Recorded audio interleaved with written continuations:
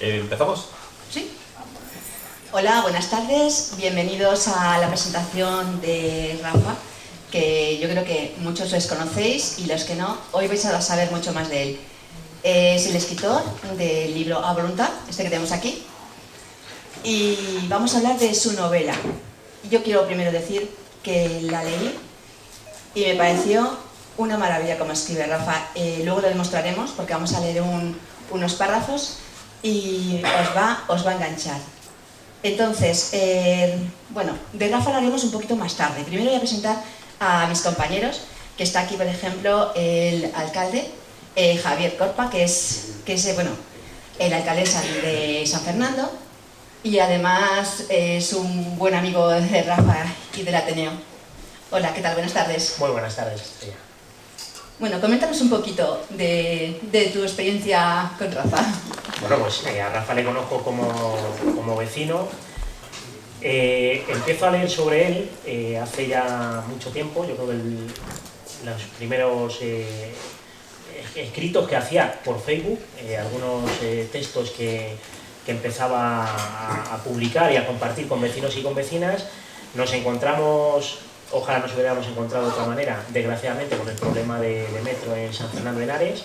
Le conozco un poquito más y a partir de ahí pues he ido leyendo todas y cada una de sus obras, y la verdad que lo que me ha gustado y lo que me ha impresionado son dos cuestiones. Una, que lo vive; otra, que hace un trabajo de investigación impresionante y que nos sirve a todos y a todas para conocer un poquito más la historia de nuestra ciudad. Contamos en San Fernando de Henares con un archivo municipal que cuenta con mucha documentación y donde la archivera Susana ha hecho un grandísimo trabajo durante mucho tiempo, pero ahora estos libros, estas publicaciones, estas investigaciones que ha llevado Rafa a cabo, pues están levantando o poniendo a la luz muchas historias que han pasado en nuestra ciudad.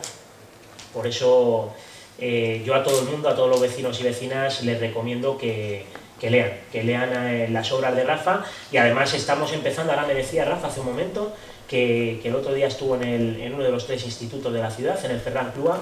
Ese es uno de los objetivos que teníamos el ayuntamiento cuando pusimos en marcha la figura de los cronistas. El cronista de la ciudad, que es Rafa además, junto a Juan Pedro, era dar a conocer la historia a todos los vecinos y vecinas de la ciudad, pero especialmente a las nuevas generaciones, ¿no? A nuestros jóvenes y a nuestras jóvenes, que se tienen que sentir orgullosos de San Fernando de Henares y tener ese orgullo de pertenencia a nuestro pueblo. Muchas gracias, Javier. Y otro de mis compañeros es José Mar Castillo, que además es el presidente del Ateneo Real Sitiense, de que todos somos compañeros allí, sí, sí. Y gran conocedor de la novela y de los libros de Rafa. Y sufridor. Pues sí, yo lo primero agradecer a Rafa Estrella y al señor alcalde y a todos vosotros vuestra presencia aquí. Yo pues la verdad es que también soy un privilegiado al haber coincidido en el mundo de las letras con Rafa y con todos mis compañeros, porque iniciamos ya hace unos años una andadura bastante bonita, que era la de las tertulias en San Fernando. Nunca, o por lo menos nosotros no conocíamos que se hubiera hecho una tertulia literaria, tal cual, y pues la idea surgió, lo vi y dije, ¿en qué me puedo apoyar yo para empezar esto? Pues que tenga un empaque y que realmente sea un socio en esto de las letras que nos ayude a evolucionar en nuestra ciudad, ¿no? Para poner nuestro granito de arena, porque ya San Fernando tiene una trayectoria cultural perfectamente contrastada, ¿no? Entonces, ¿en quién me puedo apoyar yo y seguir empezando este camino? Y fue Rafa, y enseguida aceptó el reto, porque él es una persona que acepta retos y no se le pone nada por delante, como podéis ver, y ahí empezamos nuestra andadura en la tertulia del Ateneo. Y luego también pues como un admirador de su obra, porque Rafa empezó haciendo libros que a todos nos pueden parecer aburridos, en teoría, ¿no? Porque son de su disciplina, digamos, de su otro hobby, como son las banderas y los estandartes, etc. Pero, claro, luego Rafa tuvo la llamada, digamos, de la literatura, con mayúsculas, y empezó a hacer esos esos escritos en Facebook, esos libros de relatos sobre San Fernando. Entonces ya ahí se apreciaba que no había solamente un investigador, una persona apegada a los archivos y que le gusta documentarse, sino que había un escritor en aquel momento en cierne, ¿no?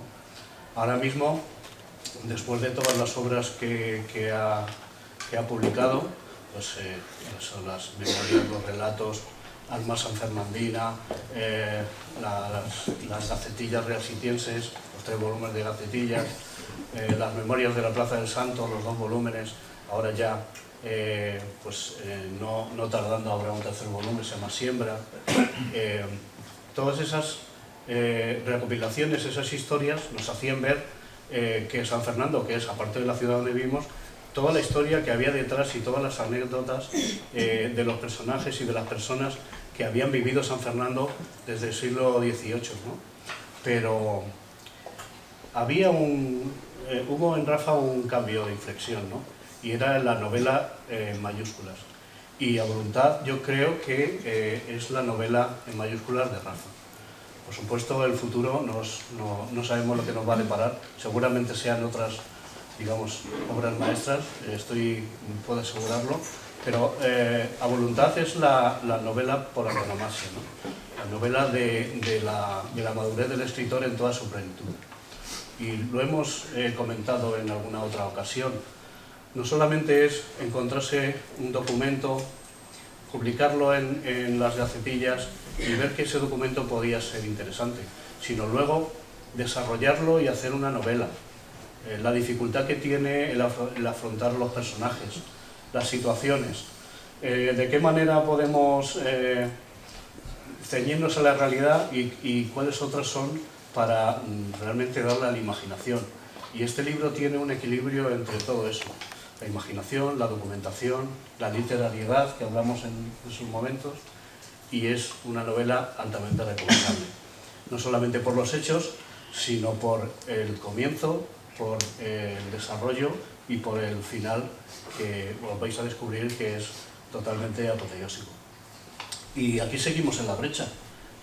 Cada vez que Rafa tiene un proyecto y una nueva obra, pues estamos muy orgullosos de acompañarle y poco más tenemos que decir. Yo, por mi parte, que adquiráis la obra, que la leáis y que disfrutéis como hemos disfrutado muchos de los presentes. Y muchas gracias. Muchas gracias. Bueno, ya por último quería presentarme yo. Soy Estrella Vega, compañera de trabajo de Rafa, amiga, y también pertenezco al Ateneo Realsitiense de San Fernando y escritora. Entonces, como escritora, reconozco que cuando hay una labor como la que ha hecho Rafa con este libro, A Voluntad, puedo disfrutar de esa lectura, de esos momentos en que están pintadas las palabras, están dibujadas y directamente, tal como lo estás leyendo, lo estás viendo, te estás metiendo en la historia, lo estás sintiendo, te va invadiendo las emociones. Es un libro que, como dice mi compañero José, realmente es una obra maestra que hasta ahora, la obra maestra de Rafa, que seguramente que haya muchas más, porque tal como escribe es increíble. Es una historia que además cuenta, quiero leerlo para no equivocarme, una de esas pequeñas historias reales que hablan de la lucha por la igualdad de las mujeres. Lo que se cuenta ocurrió en el antiguo Real Sitio de San Fernando, actual ciudad de San Fernando de Henares. Un grupo de hospicianas se rebela para conocer cuándo caduca su condena, puesto que saben cuándo empieza, pero su salida está a voluntad, de ahí viene el título, de sus tutores, maridos, padres, jueces, etc. Entonces, lo que más sorprendió es toda la investigación que estuvo haciendo y las costumbres que hace de esta novela que sea tan distinta a nuestra sociedad, porque lo que ahora mismo es normal aquí es totalmente distinto e incluso puede ser la cárcel en aquella época. Eso luego nos lo contará Rafa, se explayará un poquito más. Y voy a hablar ya de Rafa, ya que está el protagonista. Soy yo. Pero luego, antes de que él empiece ya con toda su exposición, me gustaría leeros un trocito de unos párrafos de la novela, para que disfrutéis como he disfrutado yo. Bueno, Rafa nació en San Fernando de Henares, no digo los años, está casado, tiene dos hijas, es ingeniero de aeronaves, que no tiene nada que ver con la literatura, pero es que vale para todo. Y tiene un máster en desarrollo directivo. Es nombrado en el 2024 cronista oficial de San Fernando de Henares, miembro de la Sociedad Española de Vexilología. Vexilología. No es un insulto, ¿no? No. Y es autor de 8 libros dedicados a la investigación sobre, como decía José Tomás, sobre las banderas. Pero ahora quiero que nos cuentes un poco y nos hables de ti. De mí. Bueno, pues principalmente, ante todo, soy sanfernandino. Soy vecino de todos vosotros y amigo del resto. Y amigo también de todos, obviamente. Casado, aquí está Rosa, a quien agradezco siempre su esfuerzo y su apoyo. Y mi hija mayor también, Alicia, la pequeña no ha podido porque está trabajando. Y bueno, pues soy sanfernandino y es que lo disfruto, desgraciadamente es así, o sea, hay muchas cosas que no se pueden entender y esta es una de ellas. Soy sanfernandino y cronista oficial de San Fernando, lo cual tampoco tiene mucho mérito, pues no tengo mucha historia, son 300 años. Si no hubiera elegido otro pueblo, no, con esto me basta.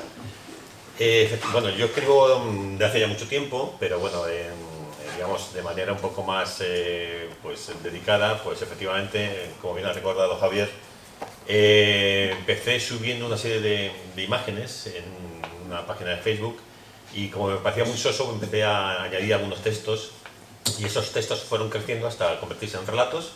Esos relatos fueron creciendo y uniéndose en lo que son unos compendios, una recopilación de relatos, siempre alrededor de San Fernando, de mi gente, de mi vecino, de todos vosotros.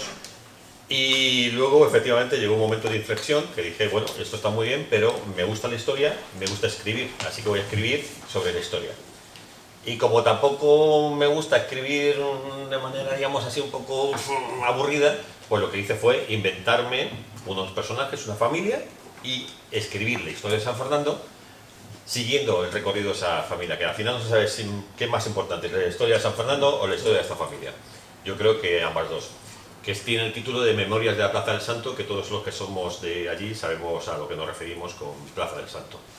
Llevo 2 tomos, empezó en 1740 y tantas la historia, hasta 1840 y ahora estoy intentando terminar, porque siempre surgen cosas que me despistan, soy, en fin, un culo inquieto como han dicho por aquí, y estoy en el tercero, pero justamente como la palabra esta inglesa spin-off del primer tomo, surgió esto. Surgió esto de lo que vamos a hablar después, surgió a voluntad, que este hecho me atrapó y me obligó a escribir.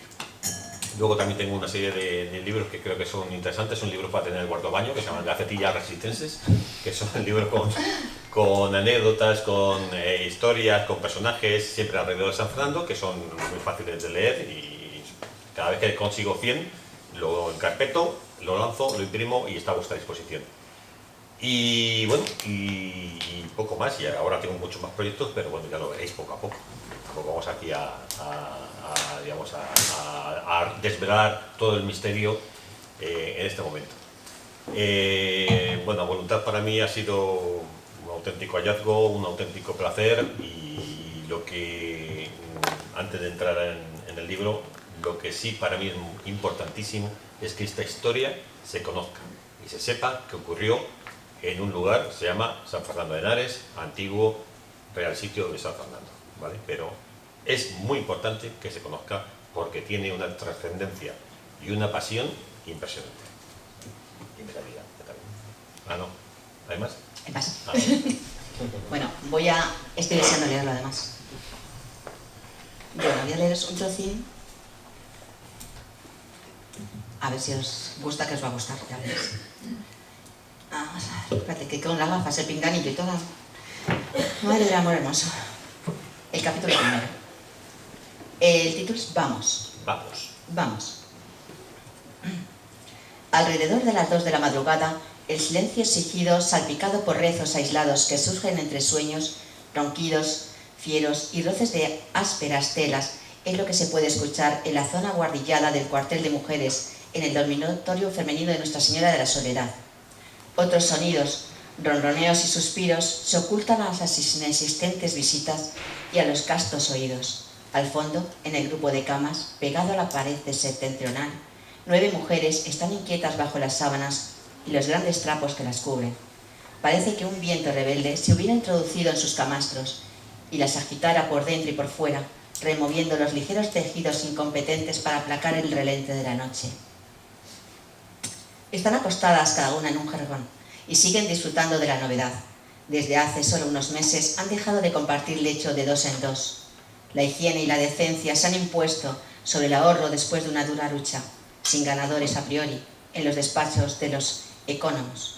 Descansan, o lo que intentan, sobre camas estrechas, fabricadas con 4 maderas. Una de las mujeres tiene un armazón más grande, preparado con una tabla más, y llega a la cantidad de 5.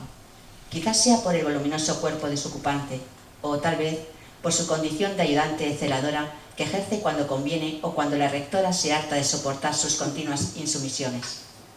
Unas velas de sebo repartidas sin demasiado esmero hacen el amago de iluminar la estancia y dejan por el camino el olor penetrante y desagradable de la glicerina quemada. Este, a su vez, se suma y mezcla con el hedor emanado de las personas que están en el lugar y otros tufos de más innecesario reconocimiento, pero de pastosa y continua presencia. Esa luz mortecina nace y vegeta y muere sin conseguir, en su ciclo vital, alcanzar ninguna importancia como ocurre a las mujeres cuyos rostros se acarician fuera de lugar.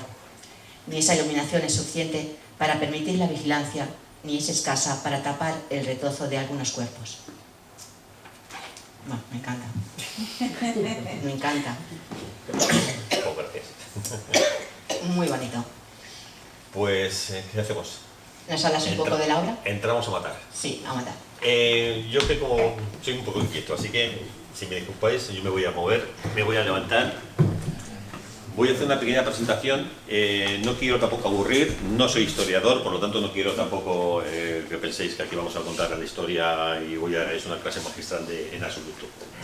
La idea es poneros en contexto, saber lo que está pasando o lo que ha pasado aquí y imaginaos siglo XVIII, una señora de unos 50 años, al menos una viuda, emprende un viaje desde un pueblecito de Cádiz, atraviesa la península, va con su borriquillo, porque la mujer se ha quedado viuda, se ha quedado sin ningún tipo de dinero, se ha quedado totalmente abandonada, recorre la península, en Ciudad Real, más o menos a la altura de la Ciudad Real, le roban el borriquillo, la mujer viene por aquí hacia Madrid. ¿Por qué? Porque está buscando a su comadre, no sé si la comadre es la madre de su ahijado, para ver si puede con ella convivir, porque no tiene ni un euro, o sea, un real en aquel momento. Cuando llega a Madrid, ella viene de un pueblecito de Cádiz, llega a Madrid y mientras que llega al domicilio de su comadre, pues la mujer, como se acostumbra en su pueblo, pues se queda en la puerta de la iglesia a pedir una limosna.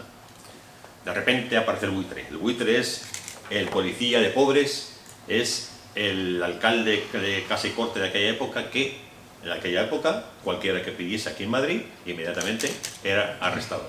Pero no solamente era arrestado, sino que inmediatamente se le mandaba a la casa correccional de acá de Morluego. Ella va a llegar a la puerta de eso, que aparte de ahí, de ese edificio, sin saber cuándo va a salir. Eso pasó a esa mujer, y es un hecho, tiene su nombre. Eso pasó a decenas de mujeres, eso pasó a centenas de mujeres, desde niñas hasta señoras ancianas. Esto ocurrió en aquel momento, y uno de los lugares donde ocurrió fue en San Fernando. Y eso llegó a un momento de hartazgo, de indignación, que provocó justamente, casualmente hay que decirlo por supuesto, un 8 de marzo, una rebelión, que además fue una rebelión para conseguir sus derechos y finalmente, yo os anticipo, lo consiguieron. Vamos a ver, ¿vale? A ver si me funciona esto, porque queda una presentación bonita. Y ya queda. Bueno, la idea es ir rápido, ¿eh? Si tenéis alguna pregunta no hay ningún problema, levantéis la mano y me la hacéis, no esperemos. La idea es que sea un poquito ameno, que no nos durmamos, y si veo que alguno está Así dormitando, pues le voy a preguntar yo, o sea que... Cole, cole. Que pregunten vosotros. La idea es presentaros el contexto, es decir, por qué pasó aquel momento, intentar presentaros qué pasó realmente, la historia, y finalmente, aunque no menos importante, cómo pasó, es decir, hablemos un poquito del libro. Esto para que no se me pierdan las cosas más importantes, ¿vale? Las imágenes están pensadas para que entréis en materia. Goya dibujó muchas de estas mujeres, algunas de ellas directamente tomadas de San Fernando. Incluso algunos de sus grabados fueron impresos en papel hecho en San Fernando. ¿Qué pasó? Sabéis que a finales del siglo XVIII estaba a punto de, entre comillas, caducar lo que se llamaba el Antiguo Régimen. El Antiguo Régimen era pues, el conjunto de reglas, normas sociales que pues, cayeron cuando, en Francia, en el caso de Francia, la Revolución Francesa, en España más o menos durante la Guerra de la Independencia. Ahí todo digamos que se basaba en la diferencia de clases. Pero no solamente la diferencia de clases entre los diferentes estamentos que conocemos, el rey, la nobleza, el clero, el pueblo, no, incluso dentro del pueblo, el pater familia era quien mandaba. Y mandaba exactamente igual que si fuese un juez. Y tenía que dar, además, respuestas sobre su gente. ¿Qué implicaba esto? Que incluso los criados dependían de lo que decidía el pater familia, ¿vale? Es más, todo además estaba bendecido, entre comillas, por la propia Iglesia. La Iglesia era quien velaba porque ese estamento continuase. En ese momento del final del siglo XVIII apareció un movimiento que se llamaba la Ilustración, que empezaba a intentar modificar esa situación, poco a poco. Y una forma de modificar esa situación era mediante la corrección de la gente. ¿Por qué? Porque en aquel momento los pobres eran considerados directamente delincuentes, simplemente por ser pobres. Y ahora veremos algunos ejemplos. Principalmente también las mujeres, sabéis que las mujeres tenían en aquel momento dos posibilidades: o estar en casa y ser criadas, o tener un empleo directamente relacionado con el concepto de empleo femenino, que normalmente eran pues, fábricas textiles y poca cosa más. Las mujeres además en aquella época, en el concepto de delito, los delitos eran cuestiones que a día de hoy eran totalmente inasumibles. O sea, parece ridículo que ciertos delitos en aquel momento que aparecían en el Código Civil de aquel momento, el Código, como se llamase, actualmente pues no podrían ser considerados en delito ni por asomo. Por ejemplo, existían lo que llamaban delitos contra el orden familiar, una desobediencia al padre, y vamos a ver algún ejemplo, terminas en la cárcel. Orden social, es decir, los mendigos, los vagabundos y demás, también terminas en la cárcel. Por conductas sexuales, es decir, por lo que se llamaba el almacenamiento, pues el engaño del marido, etc. Y lo peor de todo no era solamente que esos delitos estaban considerados como tales, sino que la propia condena que se recibía era absolutamente desproporcionada, totalmente desproporcionada, lo que terminaba no solamente por estar gente, sobre todo mujeres, en la cárcel por cosas ridículas, sino que podían estar 4 o 5 años y encima con un sello, que en muchas de las ocasiones así se ponía, que quedaban a voluntad del tutor, que siempre era un hombre, su marido, el juez, pues, el padre, etcétera, etcétera. Fijaos en unos ejemplos de delitos. Mira, este de aquí, esta señora, que nació en un pueblo de Colombia, se llamaba Sopetrán, como en aquel momento, sabéis que formaba parte de España, Sopetrán. Pues esta señora entró en el hospicio porque era maldivertida. Hizo que maldivertida. Maldivertida era pues que engañaba al marido directamente. O sea, cosa que ahora diríamos bien divertida, no digamos cómo cambia la película según pasan los años. Otro caso, por ejemplo, esta señora pues dejó al marido y se fue con otro. Pues también terminó en la cárcel, directamente. Y el marido, perdona que te interrumpa, y el marido, o sea, ¿y el otro también iba a la cárcel o solo la mujer? Solo la mujer. Solo la mujer. Esta, fijaos en la edad, 12 años. 12 años terminó en esta cárcel, esta Real Casa de Corrección, por no sujetarse a servir, es decir, por desobedecer al padre, termina. Y no recuerdo, no he puesto aquí las condenas, pero las condenas podían ser a lo mejor de 3 años. Con lo cual la niña, con 15 años, salía supuestamente corregida porque le estaban enseñando algo, pero terminaba ahí. O sea, una auténtica pena. Y otro ejemplo, esta es a queja de su marido. No se sabe cuál era la queja, ni qué había hecho la señora. Esta es la sentencia oficial, no hay más información. Esta mujer en particular estuvo 5 años. Entró con 18 y salió con 23. ¿Por qué? Porque quedó a expensas, a disposición, a voluntad de su marido. Patético, pero es así. Y esta señora, bueno, esta fue por consentir que su hija viviese con un señor sin haberse casado. O sea, el marido se quejó de que había sido la madre que le había permitido que la hija, lo cual, en fin, ¿vale? Bueno, con esto tampoco quiero, imaginaos la época como estamos, es decir, esos delitos formaban parte del Código Civil de aquel momento, que fue abolido pues, en el siglo XIX. ¿Qué pasó? Vamos a ver. Esta frase que veis aquí arriba, que no lo he comentado, ahí la desesperación, qué mala consejera y qué buena excusa, es la que me dio pie a mí a desarrollar el libro de la voluntad. ¿Por qué? Porque era el comienzo y el título del capítulo de mi primer tomo de Memorias de la Plaza del Santo de 1786 que hablaba justamente de esto. Entonces, a partir de ahí, no es que se me encendiese la bombilla, sino que se me abrió el corazón y dije, esto hay que contarlo. ¿Aburrido en el momento? ¿Vamos bien? ¿Sí? Bien, vamos, seguimos. Atrapados. Bien, la Real Casa de Corrección de San Fernando. San Fernando, para quienes no sois de allí, alguno hoy, se creó alrededor de una fábrica de tejidos establecida por, en aquel momento, la orden fue de Felipe V, pero quien la llevó a cabo fue Fernando VI, 1746. Fue un fracaso. Ya está, hay que asumirlo, ¿no? Somos, oye, pues no, hemos fallado, no pasa nada. Además estamos muy acostumbrados a fallar, volver otra vez, levantarnos, no pasa nada. Sea por ganas.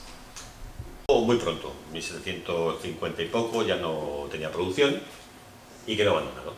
Si recordáis por vuestros años de historia, un 23 de marzo de 1766 se produjo una cosa que se llamó el Motín de Esquilache. ¿Vale? Motín de Esquilache, supuestamente fueron los pobres, acordaos, pobres delincuentes, pobres igual delincuentes. Los culpables de una revuelta por no sé qué, tal, bueno, independientemente que fuera por otro motivo, ¿vale? Y cogieron a todos pobres que pululaban por Madrid y dijeron, bueno, hay que llevarlos a algún sitio para meterlos y encerrarlos, hasta ver qué hacemos con ellos, que luego fue el tema de la corrección y demás.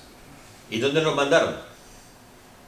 Pues justamente al edificio de San Fernando, que se había quedado vacío. ¿Y por qué? ¿Dónde estaba el señor Esquilache cuando se produjo el motín? En San Fernando. Por lo tanto, sabía perfectamente que había un edificio vacío y dijo, todos estos que han ido por mí, yo sé dónde meterlos, a San Fernando. Entonces la fábrica se reconvirtió en una Real Casa de Corrección, se dividió en dos partes, son dos cuartos, lo que llaman cuarteles, el cuartel de hombres y el cuartel de mujeres. Y ahí se encerró a todos los que cogieron. Y a partir de ahí, hasta aproximadamente 1800 poco, el edificio del Real Sitio de San Fernando dedicado a la fábrica, pues fue un hospicio, el concepto de Real Casa de Corrección. El edificio era enorme, o sea, el edificio, vamos a ver si pasa, ¿no pasa? No, me pasa un poco más. Vale. Para poneros un poco en el entorno. Esto que veis aquí en verde es el río Jarama. Lo de la barca, quien se lea el libro sabrá por qué. Pero, mientras tanto, nos quedamos ahí. Eso que veis ahí, eso es San Fernando de Henares. Bueno, venga, un poco hemos crecido un poquito, tampoco mucho, porque tenemos nuestros límites. ¿Vale? Teníamos un pueblecillo aquí, por aquí abajo, que era una aldea gala, que, como las series, donde empezó el germen de San Fernando, que se llama Torrejoncillo de la Ribera. Eso también merece la pena, es una historia muy divertida, muy interesante, que algún día también contaré.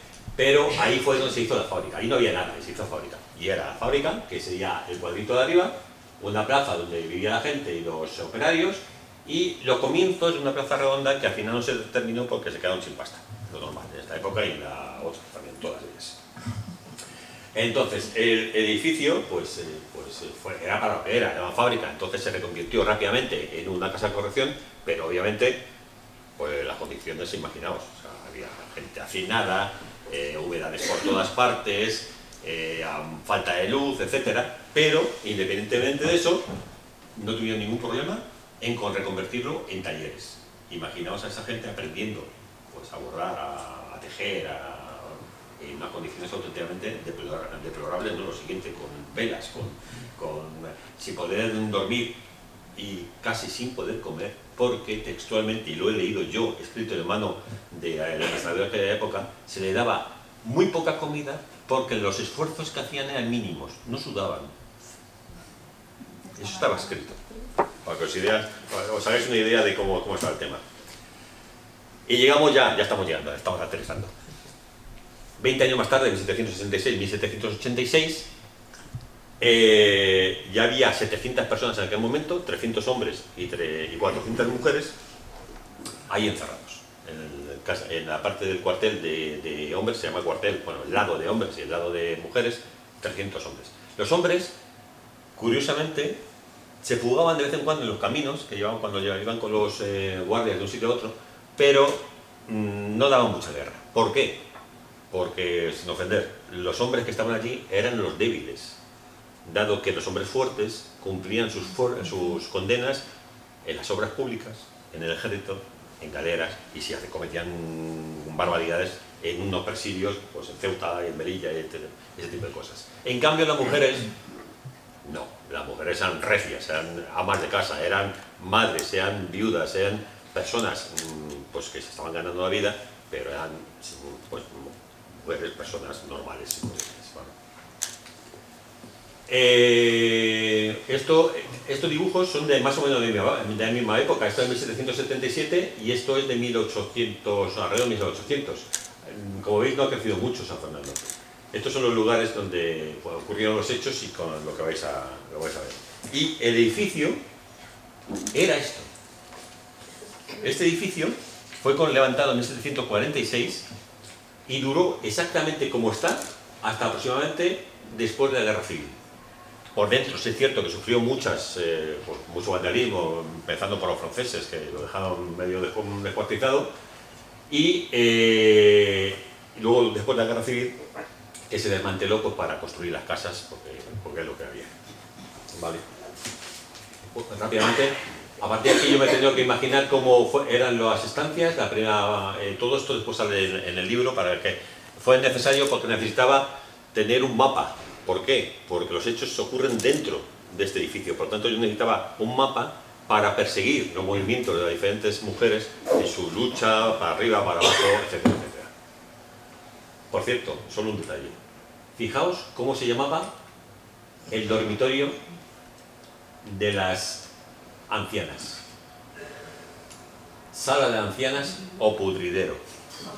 Directamente. A partir de ahí que cada uno piense exactamente qué valor daban a las mujeres y más cuando eran mayores. Esa es la realidad. Esto era el patio y bueno, y ya en todos los talleres donde supuestamente las preparaban para su salida a la calle, cuando saliese. Curiosamente, vamos a llegar al siguiente. Curiosamente, la razón que esgrimieron para la rebelión no fue nos dan poco de comer, no tenemos higiene, no tenemos luz, hay mucha humedad. No, la razón fue esta. ¿Cuál es el principal problema? Que muchas sabemos cuándo llegamos, pero no sabemos cuándo nos iremos. Sabe que dice la verdad, con el juez están ahí hablando. ¿Quiénes son las cabecillas? Todas. Dice, sabe que miente. Es decir, siempre hay algunas, ya lo veréis, alguna líder, lideresa, que llevó a cabo la rebelión, que promovió, etcétera, pero al final todas se unieron. Y un tema importante, como os decía, esto ocurrió un 8 de marzo. La rebelión fue sofocada. Y lo adelanto, fue sofocada no por los soldados que estaban vigilando, no por las tropas que fueron enviadas desde Vilcálvaro de un regimiento de suizos, no. Estos soldados se negaron a luchar contra mujeres, porque eran soldados. Yo lucho contra los franceses, pero no contra estas señoras que no han hecho nada al final. Fueron los hombres del pueblo, Javier, hay que asumirlo, es así, la realidad, tenemos pruebas pacientes, quienes en una arenga del gobernador del lugar le dijeron, bueno, entrad vosotros, imaginaos que son vuestras mujeres, que son vuestras hijas, que os están desobedeciendo y hay que llevarlas al redil. Y entraron los hombres, 20 hombres, con varas de medir y de pegar, y el día, creo que fue el día 10, se acabó porque ya se rindieron, estaban agotadas, llevaban desde el día 8, 3 días sin dormir, bueno, fue un auténtico infierno. Es curioso leyendo la novela porque, como bien has dicho, el motivo fundamental fue esa injusticia que era la condena a voluntad, no saber, la incertidumbre de no saber cuándo vas a salir. Pero claro, esas mujeres que estaban allí, no en una, pues eso, en un café o después de comer no andaban pensando, oye, ¿habéis pensado que nosotras no tenemos ese derecho a saber? No, eso no fue así, o sea, hay acontecimientos y ahí está donde está la novelación, ¿no? Eso es una espita, tiene que haber una gota que colma el vaso. Entonces, es la llama que enciende la mecha. Claro, muchas veces ellas asumían perfectamente la insalubridad porque normalmente en la vida se bebía insalubre. El poco comer porque también a lo mejor estaban acostumbradas a comer poco. Pero es realmente un cúmulo de humillaciones lo que hace en un momento dado, pues como a cualquier persona, saltar y decir, mira, hasta aquí hemos llegado y entonces hacemos lo que haga posible. No quiero anticipar la verdadera chispa, que fue otro tema, pero yo prefiero que lo leáis. Al final lo que pasó fue eso, que ya llegó a esa desesperación a tal momento que pasó algo y todas salieron, quizás algunas aprovechándose de las circunstancias, a apoyar a una que iba a pasar algo y salieron y ya aquello estalló. Y lo que iba, el día 8 fue el estallido, fue la revuelta, fue sofocado el día 10. El mismo día 11, cuando todavía había rescoldos de aquella lucha, el rey Carlos III emitió la orden, que fue refrendada el día 28 de marzo, de quitar de toda condena la posibilidad de que fuera voluntad, que tuviese un principio y que tuviese un fin. Por lo tanto, la rebelión, aparte de la coincidencia con el 8 de marzo, fue la primera rebelión que consiguieron sus derechos. Fijaos qué derecho. Saber cuándo terminaba una condena. O sea, esto, vamos, no sé, a día de hoy nos parece medio tonto, pero era vital para ellas, ¿vale? Bueno, voy ya rápido, ya. Ahora, el libro. El libro tenía que escribirlo, o sea, nos encontramos, no sé, cualquiera que encuentra una historia como esta y la ve además que está ocurriendo en un lugar como es el tuyo, en tu pueblo, donde naciste, en un lugar que pisamos cada 2 por 3, no queda más remedio que remangarse y escribir.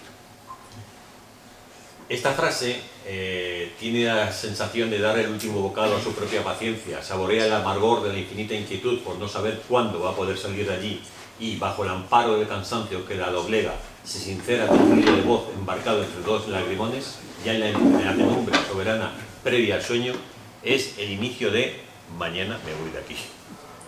No lo consiguió, pero bueno. Habéis visto, ¿no? Lo que os decía. Qué palabras, qué frases. Y claro, es que lo estás leyendo y es que... ¡Qué verdad!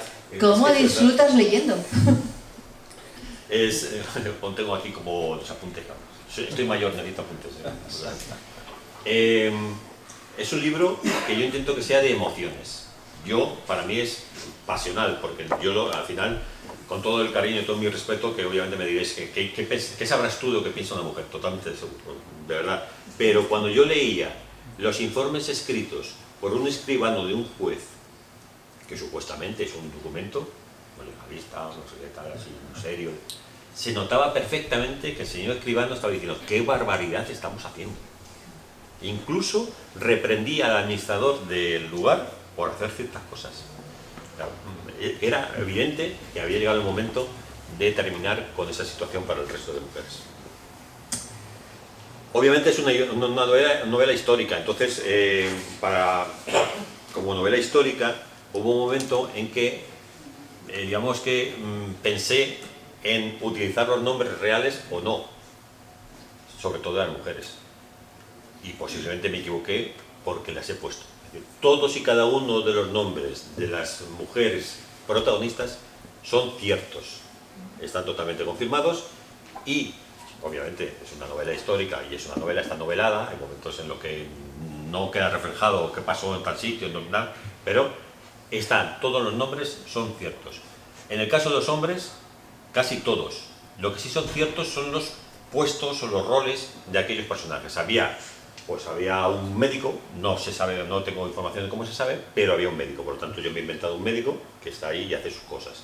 Había un párroco que sí se sabe cómo se llamaba y además un párroco muy curioso y que también puede dar lugar a muchas historias. Se llamaba Mauricio de Puigmedón, que era un aragonés, un maño, un tío muy curioso también.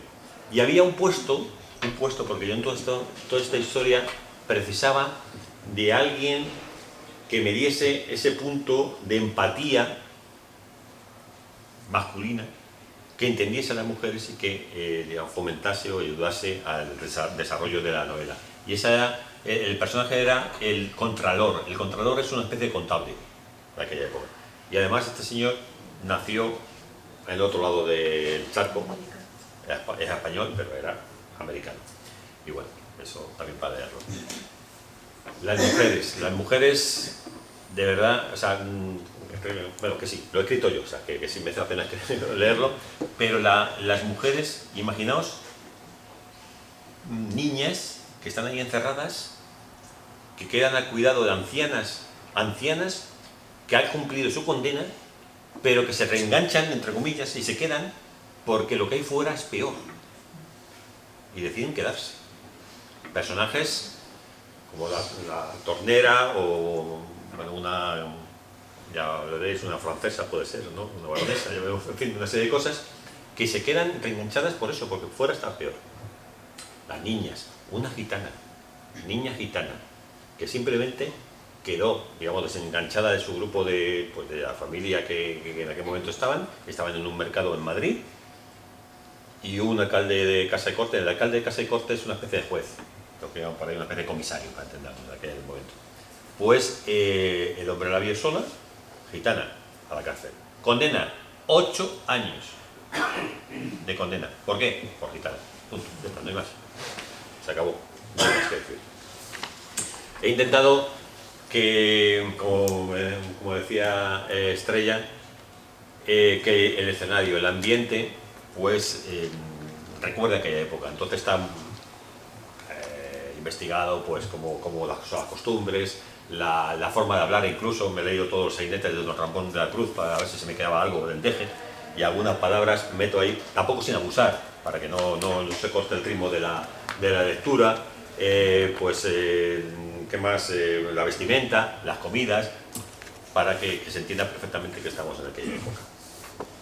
Rafa, y no existía evidentemente en aquella época una defensa del reo o una defensa de esas mujeres. No existía el turno de oficio, evidentemente, ni nada de eso. No. Para que veamos la importancia que tenía, sobre todo en el periodo de la Ilustración, que empieza ya a verse que la razón tiene que prevalecer sobre la religión, que lo acaparaba todo, esa ganancia de derecho que es su propia defensa, ¿no? Y en este caso, evidentemente, hubiera sido muy importante. Es más, incluso supuestamente existía la posibilidad de emitir recursos, o sea, enviar recursos, y claro, como la inmensa mayoría no sabía ni leer ni escribir, pues no podían hacerlo. Y cuando lo hacían, por ejemplo, en mi novela lo que hago es que sea el contralor quien se dedique a intentar, al menos teóricamente, siguiendo instrucciones del administrador, a rellenar esas peticiones de indulto, de rebaja de condena, o simplemente, oye, que sigo viva, que creo que se me ha terminado la condena, pero estoy a voluntad de mi marido, ¿y qué pasa? ¿Que no lo encontráis? Porque esa es la siguiente. Termina la condena, estás a voluntad, pero búscate al curioso, a ver dónde está, a ver si aparece. Y después, lo que diga, que puede decir que siga. Sin ningún problema, no pasa nada, que siga, que yo estoy a otras cosas, o con otras, por ejemplo. Entonces, en el libro, por ejemplo, lo que se provoca, y es ya muy habitual, es que esas peticiones, esas cartas no saliesen, se quedaban ahí. Pasaba el tiempo y cuando se acordaban, pues salían. En fin. Solo para que os hagáis una idea, en el momento de esta revuelta había 403 mujeres. ¿Vale? De esas 403 mujeres, 103 estaban a voluntad. Estamos hablando de un 30 y tantos %, que son muchas. 13 de ellas tenían menos de 14 años, las niñas. E intentaban mantenerlas un poco, digamos, separadas del resto, para que no se maliciaran. Y normalmente decían de ponerles una señora mayor para que la cuidase. Os puedo asegurar que cada uno se buscaba la vida como podía. Bueno, y después unas 200 aproximadamente, la mitad solteras, etcétera, etcétera. Y ahora, bueno, lo más importante de todo esto creo que es impedir eso, impedir el olvido de esta historia. Yo lo que he hecho es ponerla en papel, que quede constancia de ella, que se conozca, y siempre me he ofrecido a hablar de ella donde sea menester. No por el libro, reitero, sino por el hecho. Para mí lo más importante es que el hecho se difunda, se conozca. Casualmente es un 8 de marzo, por lo tanto, tiene mucha relación, y ¿por qué no?, utilizarlo como tal. Y creo que, aprovechando que está el señor alcalde, pues debe ser, o debería formar como parte de la identidad social del propio pueblo. Aquí tenemos esto. Me gusta terminar con esa frase de que la dignidad nunca se pierde en la profundidad de las pupilas de una mujer, ni se convierta en lágrimas desperdiciadas, y solamente un minuto y ya terminamos, y es esto. No se oye, tiene un sonido. Aquí quedan representadas cada una de las mujeres. 403 mujeres que en aquel momento estaban ahí. Están las protagonistas y el resto que son todas protagonistas.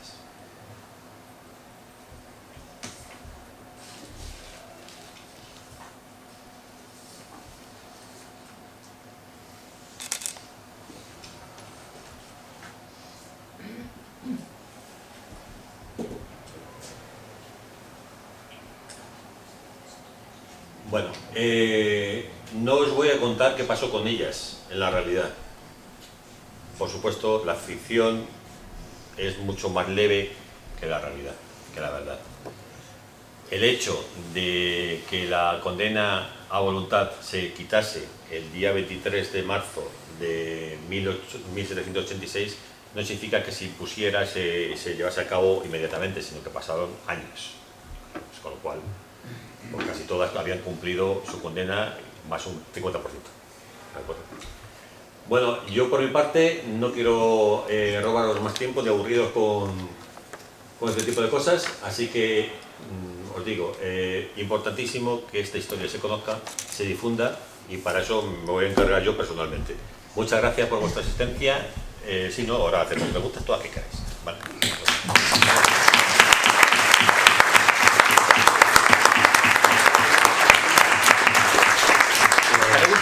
Yo un momento, Rafa, perdonar, me voy a adelantar un momentín porque no me ha dado tiempo antes a explicar por qué estamos aquí. Yo creo que Rafa lo ha explicado, estamos en un sitio muy simbólico para la cultura de este país, estamos en el Ateneo. Y quiero dar las gracias en primer lugar al Ateneo por darnos esta oportunidad, a quien lo ha estado gestionando, que es Marisol Fernández, que es la jefa del gabinete de alcaldía, y por supuesto al protagonista, que es Rafa. Y por supuesto, Rafa, por esta historia. Porque cuando vino Rafa al despacho de alcaldía, me veo mucho con él, y cada vez que viene con una nueva historia, desempolva una historia que se ha producido en nuestra ciudad. Me habló de esta historia y esta historia representa el poner voz otra vez a estas mujeres que estuvieron en nuestra ciudad, que se levantaron frente a las injusticias. Fíjate que de hecho, ¿verdad? Nos lo estaba contando Rafa, fijaros que lucha en aquel momento, pero que fue un hecho histórico, que se produjo un 8 de marzo, que se produjo en San Fernando de Henares y que desde luego ya os adelanto, bueno, os adelanto no, porque estamos trabajando, pero esta historia tenía que estar aquí y se tenía que contar aquí, en el Ateneo, pero esta historia se va a contar más allá de San Fernando de Henares. Vamos a contar con la colaboración de muchos otros organismos y estoy convencido que dentro de poco, dentro de unos meses, verá la luz un proyecto muy bonito que vamos a hacer junto al área de igualdad del Ayuntamiento de San Fernando de Henares y junto al área de cultura, porque merece la pena poner en valor esta historia, que insisto, es una historia dura, porque es verdad que los libros de Rafa, como decía José Tomás y como decía Estrella antes, enganchan, pero esta es una historia dura, y es una historia dura de mujeres que no se resignaron, que no quisieron que nadie les marcara su futuro, aunque como ha dicho Rafa, fijaros cuáles eran los derechos por los que estuvieron peleando, ¿no? Por tanto, esta historia para el Ayuntamiento de San Fernando de Henares y para el equipo de gobierno es una historia importantísima, que insisto, hoy estamos aquí en el Ateneo, pero que vamos a poner en valor con otros organismos a nivel de la comunidad autónoma y también a nivel nacional, y que desde luego pronto va a haber un proyecto muy bonito en San Fernando de Henares. Así que enhorabuena, Rafa, de verdad, y que es un placer que me hayas invitado a formar parte de este acto, que es un acto, como digo, simbólico, en un sitio muy simbólico, en un sitio muy importante. Muchas gracias a ti.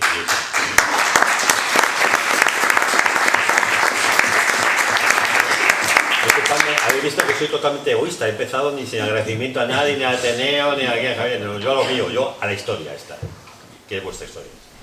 Bueno, yo creo que también hay que dar las gracias al Ayuntamiento y sobre todo a ti, Javier, por haber hecho que esta presentación forme parte de las jornadas del 8M, que ha fletado un autobús incluso para traerlo aquí, y por darle la importancia que creo que esta situación de las mujeres pues ha tenido en nuestra sociedad, porque ahora mismo muchos de los derechos que tenemos nosotras las mujeres es porque ellas lucharon por nosotras, lucharon por ellas, pero también por nosotras.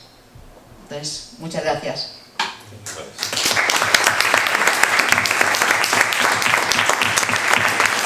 Y ahora, ronda de preguntas. A porrear a Rafa, ¿eh? Venga, a ver. Bueno, Óscar, madre. No, por allí. Perdón. Hola, soy Hola. Rosario Alcalá.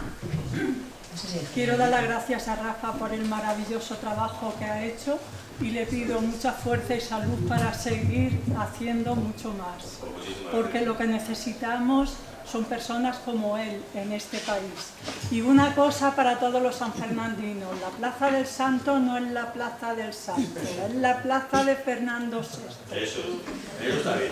Que no era santo. Yo que casi nazco en Colada, estaba ahí en la frontera con Chicago. Yo creo que voy a dejar esto. Sí. ¿Vale? Más preguntas, venga. ¿Quién quiere preguntar? Óscar. A ver, A ver, Óscar. que diga. Bueno, has insistido muchísimo en lo que había que hacer en lo histórico, ¿no? Que había que dar a conocer el hecho, pero yo quiero aprovechar para preguntarte por lo literario, ¿no? Que lo decía Estrella y lo ha dicho José, ¿no? Tú sabes escribir, tú escribes y es precisamente esa capacidad de descripción en la que se observa el escenario y lo que sucede sin tener que hacer esfuerzo mientras lo lees, o este dar vida a lo que en principio no lo tiene, ¿no? Como esto de la penumbra soberana, la luz que parece recorrer un camino para llevarnos donde se apaga. Bien, esto es literatura. Voy a hacer una pregunta capciosa que tú y yo ya hemos discutido, y otros, pero que yo quiero que conozca esta obra literaria. ¿Es una novela histórica o es en realidad una historia novelada a la que le has puesto pues eso, amor por la literatura? Sí. Vamos a ver. Óscar es miembro del Ateneo Rexitense y participa en unas tertulias literarias que hacemos en San Fernando de Henares abiertas a todos y a todas, obviamente, no solamente en San Fernando, sino en cualquier lugar de España y del mundo mundial. Y este tema lo hemos discutido algunas veces. En este caso particular no tengo ninguna duda, es una novela histórica. Es una novela porque lo importante son los sentimientos, no lo que ocurrió, que sí, y eso por supuesto se tiene que conocer. Pero para mí creo que, y repito que me paso seguramente de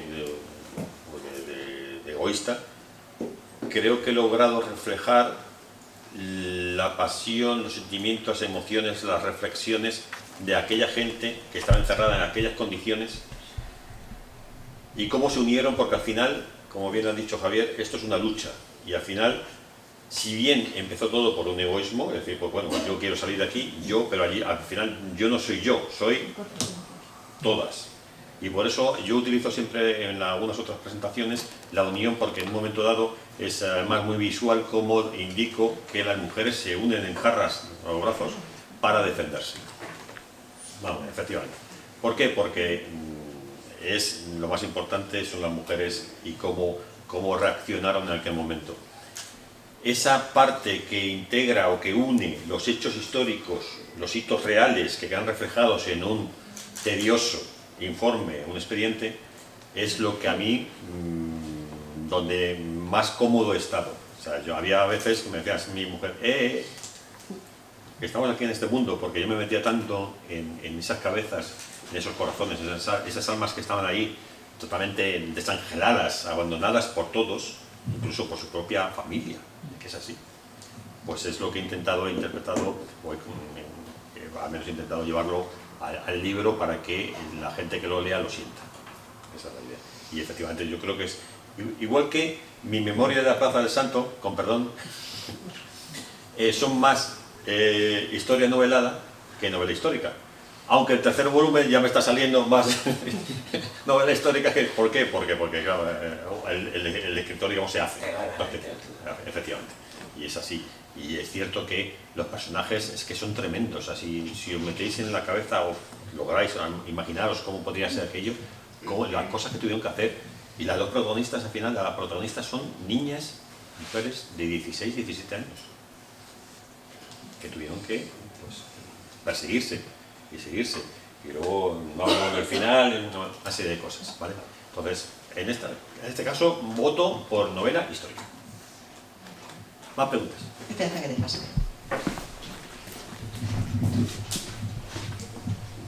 Gracias, Rafa. Nos conocemos hace tiempo en otro ámbito distinto y la verdad es que siempre has tenido un aura de bonomía, de buena persona, y esto lo atestigua también. Si te he entendido bien, esta historia te cogió de la pechera y hasta que no la soltaste, no escribiste el libro que te va atrapando poco a poco, no has parado. ¿Cuántas horas, cuánto tiempo, cuántas jornadas, cuánto esfuerzo hay ahí en todo ese montón de páginas? Si mejor su mujer lo sabía, ¿verdad? Mejor no quería hacer cuentas, si no nos divorciamos directamente aquí. Gracias, José Antonio, por las primeras palabras, por supuesto. Te lo agradezco. Hay una primera fase, para mi desgracia, yo disfruto mucho con la investigación. Entonces, esa primera fase de investigación, que fueron fácilmente 6 meses en el Archivo Histórico Nacional, rebuscando papeles, volviendo, para que ya ni me pedían el carnet, ya directamente, pasa, pesado. Pues eso, pues sí, eso disfruté mucho, pero llevaron 6 meses duros, muy duros. Luego escribirlo, revisarlo, pasarlo a los lectores 0,0, sin alcohol y demás, pues eso fácilmente un año y pico. No fue mucho tiempo, ¿pero por qué? No porque yo sea más listo del mundo ni en absoluto, no, todo lo contrario, sino porque yo es que, como soy cronista por culpa de este señor, pues mi historia la llevo aquí dentro, la historia de San Fernando la llevo aquí dentro. Entonces todo lo que conllevaba relaciones con el día a día de lo que pasaba y los alrededores y por dónde me movía, me lo sabía, porque ya lo había investigado previamente para otros temas. Entonces era menos sencillo. Entonces, escribir todo eso y describirlo y meterlo en los personajes y llevarlo hasta aquí, pues fácilmente, entre pitos y flautas, pues 1 año y 3/4. pero que no creo que sea demasiado después del resultado. Ha merecido la pena, sin duda. Vamos, te puedo asegurar. Hay que continuar. No. Estoy en otro. Es que mi problema es ese, es que ya os digo, empecé en un capitulillo de un primer tomo de la memoria de Plaza del Santo, dedicado justamente a 1786, y es que me atrapó inmediatamente, de tal manera que el tercer tomo pues llegará pronto, pero que esto era para eso, para que apareciera. Gracias, José. Muy bien.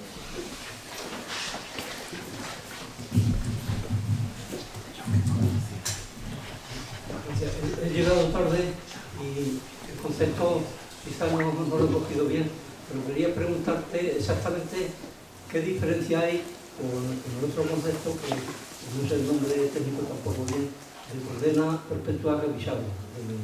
Si hay diferencia entre la condena voluntaria. En realidad estamos en una real casa de corrección.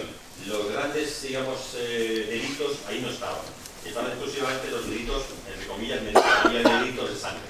Por lo tanto, la gente estaba condenada con un tiempo que podía ser, no había condena perpetua ni condena revisable, no, aquí lo que había era una condena, un tiempo que podía ser de 2, 4, 6, 8 años, dependiendo de lo que, no solamente de lo que hubiera hecho la persona, hombre o mujer, sino del juez, porque las condenas eran puro arbitrio. La cuestión es que en un momento dado, y no se sabe muy bien por qué motivo, el juez ponía el sello de que esa condena quedaba, una vez terminada, finalizada, a expensas de lo que decidiera el tutor de esa mujer. De tal manera que si el tutor, bueno, se la condena de 2 años, antes de liberar a la persona, se llamaba, se buscaba al tutor correspondiente, si lo encontraban, a ver si determinaba que saliese o que continuara dentro. Ese es el concepto de a voluntad, que quedaban a disposición del tutor una vez terminada la condena. Por lo tanto, la condena, digamos, inicial, la primitiva, con lo cual nunca sabían esas que tenían el sello de la voluntad cuándo iban a salir. Si dentro de 2 años o dentro de 4. Esa es la diferencia de la voluntad. Pero aquí no había mujeres con cadena perpetua, cadena... No existía ese concepto. ¿Por qué? Por eso, porque eran delitos menores. Los delitos de sangre terminaban las mujeres en las cárceles de Madrid o en las galeras, que eran también cárceles mucho más duras. Y alguna de estas, ya también lo anticipo, terminó allí por culpa de la rebelión. Como consecuencia de la rebelión, incluso algunas que no habían hecho absolutamente nada. A galeras. A galeras entendido como prisión, no como arremangada. Bueno. ¿Más preguntas? Yo puedo, Rafa, apuntar una cosa. Loli. Después de Loli. A ver si no sé expresar porque, bueno, tengo un buen bozarrón, creo. Bueno, eso no te pasa todo. A ver, ya en una de las presentaciones te pregunté lo del 8 de marzo como Día de la Mujer. En una de las imágenes pones casualmente. Yo no creo que ahí hubiera que poner casualmente, sino que fue el primer día, 8 de marzo de la mujer, porque el resto es posterior. Quiero decir que viene después. La celebración, no, es que lo digo, Rafa, como reivindicación de San Fernando de Henares en la historia de ese 8 de marzo como Día de la Mujer. Me parece que sería importante reivindicarlo. Sacar el tema. Efectivamente, el 8 de marzo actual es una fecha que está acordada. Una fecha que sí es cierto que algunos hablan de que fue el 8 de marzo, no sé qué, 1857, que hubo un incendio, ¿no? Pero no existe documentación que lo avale. Sí, de la fábrica famosa y tal. Realmente eso parece que pasó en 1911, pero bueno, me da igual. Incluso si fue un 8 de marzo de 1857 que pasó esto, eso que dio lugar al 8 de marzo actual, que reitero, está en duda, no pasa nada, el nuestro mucho anterior. Claro, por eso, mucho anterior. como está contrastado, de 70 años antes. es una forma de reivindicar que el 8 de marzo viene de la historia de San Fernando. Eso es, entonces yo por eso, y Javier lo ha entendido perfectamente, es una manera que nadie me malinterprete de poner en el mapa nuestro real sitio. Es decir, hay algo que ha ocurrido y está totalmente verificado, no hay ninguna duda, y ocurrió en 1786, hace muchísimo tiempo. Y está relacionado con la lucha de las mujeres por la igualdad, por sus derechos. que son aquellos derechos, por unos delitos que fijaos lo que pasaba en aquel momento, pero es cierto, y es la unión, y no solamente eso, sino que consiguieron lo que se proponían, que eso tiene muchísimos más méritos. O sea, estamos hablando de lo intenté, lo conseguí. Y mucho antes. Y el 8 de marzo de 1786, efectivamente. Rafa, no sé si es casual o lo perseguiste, yo creo que es un recurso literario del escritor. Sí.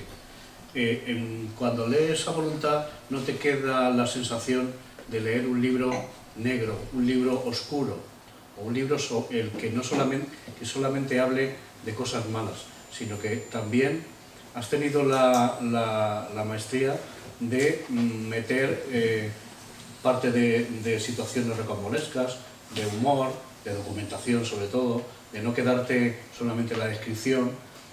También tiene una parte de respeto, sobre todo mucha empatía. Los personajes, para tratarlos como los has tratado tú, tienes que ponerte en su piel y tienen que ser empáticos.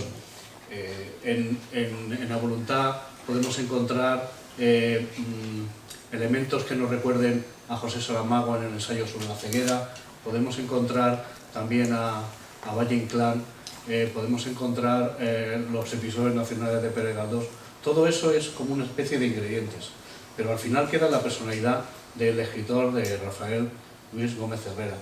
Mi pregunta era, y esto es un acicate para que leáis el libro y veáis que tiene todo esto, es, tú quisiste hacer un libro que tuviera todo eso, ¿no? Que no fuera solamente una historia triste. Gracias. En primer lugar, agradezco que pongas que soy muy leído, obviamente. He recopilado todo eso y no me estoy aquí dentro. Sin pensar, obviamente, porque tú lees y al final pues siempre se te vuelca algo que tienes dentro. El libro es un libro humano. Es un libro humano. Entonces tiene que haber de todo. Tiene que haber tristeza, tiene que haber lucha, tiene que haber risas, tiene que haber apoyos, tiene que haber amor, tiene que haber amistad, sobre todo la amistad. Yo creo que es un libro muy basado en la amistad. Tiene que haber egoísmo, porque una relación de amistad o de amor, a uno da, otro, bueno, en fin, muchas cosas. Tiene que haber odio, tiene que haber un personaje muy malo, que he perdido hasta por escrito a la familia, que seguramente sería una bellísima persona, pero he tenido que elegir a un hombre como muy malo, y ya repito, seguramente sería una persona estupenda porque era el administrador del lugar, pero tiene que haber el nexo que muestra la empatía, que es el Contralor. Tiene que haber todo esto, porque repito, creo que lo más importante de todo esto es que se trata de una historia sumamente humana, de lucha y principalmente de respeto y dignidad. Yo siempre lo digo, para mí el respeto, yo en mis libros va a ser muy difícil, que cuidado, que no voy a poner la mano en el fuego ni yo mismo, que en mis libros encontréis cualquier falta de respeto hacia alguien. Intento lo máximo, o sea, para mí la palabra o el sentimiento más importante es el respeto. A partir de ahí, con total seguridad, aparece la igualdad, la libertad, la dignidad, etcétera, etcétera. Pero partiendo del respeto, de escuchar, de hablar, para mí es vital. Y ese respeto es por lo que he intentado introducir dentro del libro todas las sensaciones que un humano puede tener. Además es que los personajes me llamaban, o sea, es que yo estaba hablando de un personaje y a ti te ha pasado, Estrella, también, que tus personajes al final te van llevando. Es más, hemos tenido en nuestra tertulia a Víctor Fernández Correas, que es una persona fantástica, escribe maravillosamente libros de novela histórica, y él lo decía, es que hay veces que un personaje terciario se me pone delante y es el personaje principal. A mí me ha ocurrido, yo inicialmente, quien son las protagonistas no lo eran otras, pero al final se han ido haciendo hueco y al final son las que son. Entonces, reitero, creo que es un libro humano, de sentimientos, emociones y reflexiones, en mi opinión. Bueno, yo ya que estás sacando el tema de los personajes, quería hacerte una pregunta, porque si leéis el libro, os dais cuenta que esos personajes están trabajados, no son personajes huecos. Llega un momento que tú estás escuchando a ellos hablar y sabes distinguirlos, porque tienen su propia personalidad. Cuando un buen libro tiene unos personajes marcados, que entiendes cómo va a reaccionar, porque ya sabes cómo va a reaccionar. Es como cuando un compañero tuyo le vas a hacer una pregunta y sabes cómo va a reaccionar en ese momento, porque la has conocido. Estos personajes se les conoce, están bien formados. ¿Esta gente te has basado o inspirado en alguien que tú conozcas? No. ¿Ninguno? No. Conocemos casos de novelas que hemos leído que se vio que sí, que mi prima, mi tía... No, obviamente me he basado, pues como bien ha dicho vosotros más, muchas cosas que he leído, muchas cosas que he escrito, muchas cosas que he visto. Es cierto que si leéis el libro, parece una película. Es decir, salvo... Nos están echando. Bueno, volver a estar. Es cierto que se convierte en eso, en una especie de película, porque yo he nacido en el mundo audiovisual, entonces en el mundo de las películas y demás. Pero y ahí están pues, los conceptos que he visto de cómo desarrollar los personajes. Pero, sinceramente, si lo he hecho, ha sido totalmente inconsciente. O sea, que le vas conociendo conforme has escrito. Sí.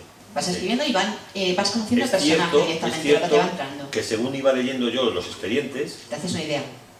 Entre líneas estaba clarísimo que la rectora era una mala persona, que el administrador tiene algo oculto. Vale, sí, es cierto. Pero bueno, nos están echando. Oye, la última pregunta, que tiene por ahí una pregunta. ¿Has pensado en algún momento lo que yo pienso? Que con el tiempo y cuando esto evolucione un poco más, podría llegar a ser una serie de televisión, que me has pisado un poco la idea. La verdad es que cuando escribía no, pero ahora, conforme está la cosa y lo que comentas y cómo está escrito el libro y todo, yo lo veo factible. Sí, si el objetivo es que se conozca la historia. Eso es, por eso. Lo que hay que hacer es conocer la historia, sí, a través del libro, que es el comienzo, y si hay otra cosa, y si hay música casi de Los musicales son con música Disney. Gracias. Bueno, señores, pues muchísimas gracias por la presencia a todos, gracias Javier y gracias a Ateneo.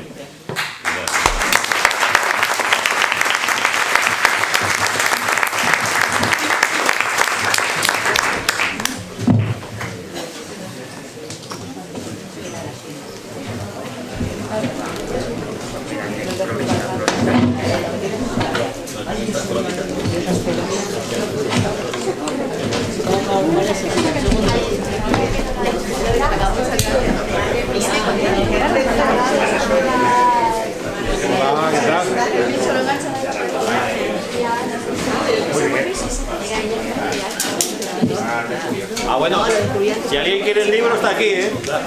Te lo digo. Ya tiene caso.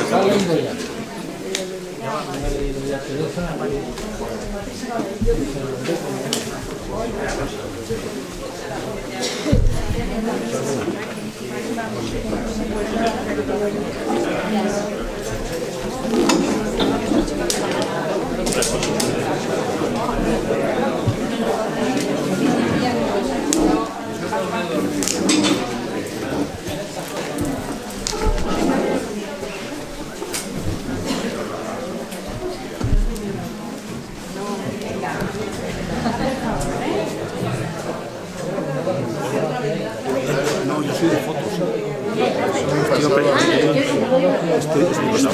Estoy aprendiendo. Sí.